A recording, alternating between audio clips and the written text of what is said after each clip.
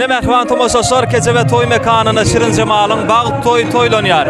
Bugün Şirin Cemal'ın mehman dogony kaky geldi meredir. Şeýlede Bilbil Mehmet Hanowa owadan aýdymlary toýa soğuk tökmünde ýerine ýetirdiler. Tomoş edin.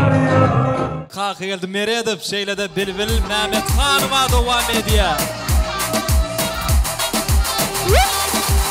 Boşuna montaj gördüler.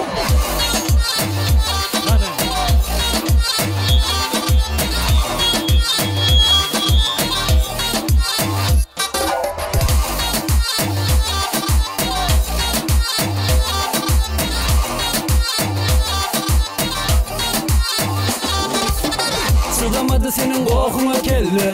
Geçip bilem ok bolsaňam şeýle. Gaharly sözlerim bolmasa kimde. Taňa edip çydaýan geň alýa hemme. Ağlamasan meni hana kapyň. Gidesi gelene men saklamam. Taňyňy bizi zarla meni. Barıp kodanamasan ýatlamam. Gellerim boşdan amacymyny. Onu pikirlenmek gerek gele. Senin ikinci görnüşüne. Boşuna montaj gördüler.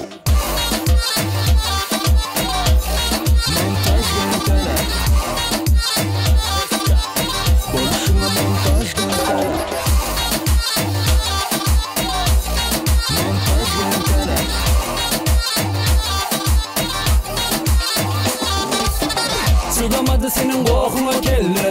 Geçip bilem ok bolsaňam şeýle. Gaharly sözlerim bolmasa kimde. Taňa edip çydaýan geň alýa hemme. Ağlamasan meni hana kapyň. Gidesi gelene men saklamam. Taňyňy bizi zarla meni. Barıp kodanamasan ýatlamam. Gellerim boşdan amacymyny.